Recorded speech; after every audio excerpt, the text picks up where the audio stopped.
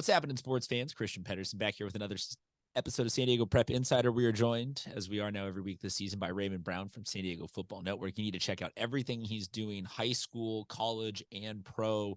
All the levels of San Diego football are covered extensively and exclusively by him. I don't think there's anybody else really in the game doing quite that much football. We're here to talk with him about his high school coverage and knowledge. He was at what I think is now, I don't want to do a disrespect to the Bell game, because that is a legitimate rivalry that has been a sustained rivalry for a long time. So maybe recency bias on this. But as of last week, I feel like Granite and Helix has now become the rivalry of the town, as they went last week into overtime for a second straight year. Raymond was there. Tell us everything you saw in that game, because I hate to really distill it down to saying like, oh, they won on a stopped 2-point conversion, because it took a lot of great plays on both sides to get to that point. So what did you see in that game? Yeah, man, the game lived up to the hype, lived up to the billing. We knew it was going to be Helix and Granite Hills for the Rosemont Hills League title. Both teams were going to be undefeated, and it might go into overtime again, and it didn't disappoint. Of course, Granite Hills started off real fast. They got off to a 23-7 lead. Amazing team Granite Hills is, man. But Helix, led by Kevin Allen III, one of the best players in the county right now. He put up like 4 touchdowns to force overtime, and then they went back and forth scoring, and it was a thriller, man. A lot of people question the 2-point conversion. I liked it. I liked it. I thought it was a good call, because it was a tough game.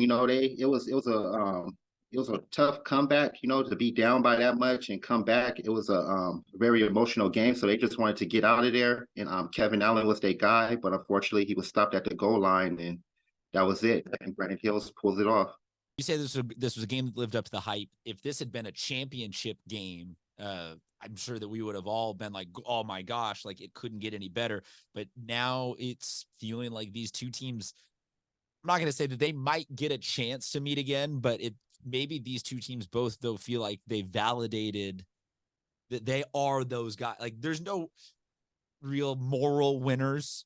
Like I hate saying like, oh, silver lining is they look good. But like if you had to have a game where you're like, both of these guys walked away being like, yeah, we're a legitimate championship contender caliber team, I feel like this is the one game scenario where like you look at it and you're like, yeah, somebody had to win, but both of these teams look truly phenomenal.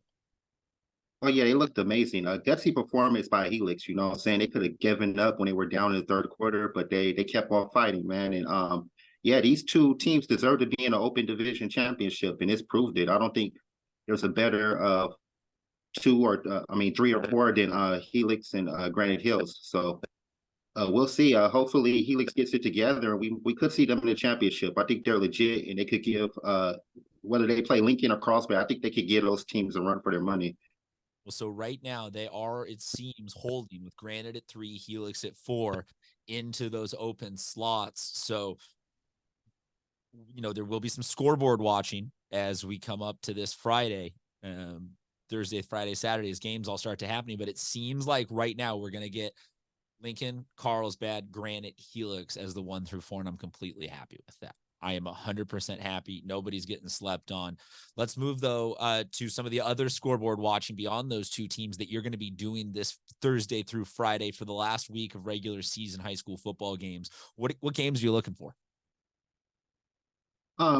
This ain't high on the radar, but Mount McGill going to Monte Vista. That's going to be big. Last year, Monte Vista, they were winless. But this year, not too much better there. They got a 3-win season, but much improved. But they're going to be playing for a share of the title. So now, whether they win or not, their odds are stacked against them, of course. Mount McGill is rolling right now, as we all know. But just for them to be in this position after going winless last year was real big. I got to watch them play Valhalla last week. They looked really good, especially in the ground game. So that's going to be interesting. We all know that Mount McGill is going to roll, but I just wanted to give a hats off to Monte Vista for being in that position after last year. And that El Camino versus Carlsbad game is going to be interesting too. Carlsbad, they've been hanging on, man. The Avocado League has been giving them everything they got, and they've been holding on. Julius Sayings playing some great ball right now. He's very accurate, hasn't thrown an interception yet. So that should be one to look at. I would turn on the upset alert for that one because El Camino's tough. They bring it during big games. When you certainly say that Carlsbad has gotten everybody's best shot this year, it seems like Carlsbad every single week has had to, not necessarily be on the ropes, but had to keep their foot on the gas the entire game in order to sustain this 9-0 run. I will be curious in the end if this is that the Ava was that good this year or if they were a little bit down. Like, it's going to be really interesting to see, because that's what they're very much doing the opposite of what Lincoln is. And if you make the pretext that Lincoln and Carlsbad are kind of doing this dance around each other, that they're going to meet back up in the championship, it'll be a tale of two very different teams when they finally reach that point. Some of the games that I'm looking forward to this week, and I was curious your thoughts on, is it seems like Crawford and Hoover, for the first time in a minute, these two teams that are historically rivals are meeting at a point where they're both kind of on and up as a program. They're both 6-3 this year. Your thoughts on that game? Yes, great win for Crawford, beating a very, very good Mission Bay team. Hoover has been rolling. Great big. We all talk about the big three, man. Kirsten Noriega, Sir Darius Audrey, Xavier Williams, probably one of the best big threes as far as quarterbacks, running backs, and receivers go. This is going to be a great game, man. Crawford still doing it, coming off their CIF finalists year. They still putting up big plays, man. Joseph Mangello has been awesome this year, running the ball and as a linebacker. So my pick is Crawford, but I expect Hoover to give him a tough one. This should be a high-scoring game. Well, and it just is a good sign, like as far as litmus tests go for how the quality of the year is going, that this rivalry would be coming back in a way where you're like, yeah, these are two teams that are very legitimate. And so it'll be good to watch. Game I'm also watching for is the Torrey Pines and LCC matchup. That's just a fun matchup every single year. And I think both of these teams this year are really good, regardless of what the win-loss record says. Your thought on this matchup? Yeah, I like the way both teams fought against Carlsbad. I know they both took the L, but great effort. Last week, I was really impressed by Francisco Martinez. He was, all due respect, he was killing Carlsbad secondary. He put up over 200 yards, had two long bombs for touchdowns. Excellent performance by him. Excellent performance by Quinn Roth. This should be a good one, man.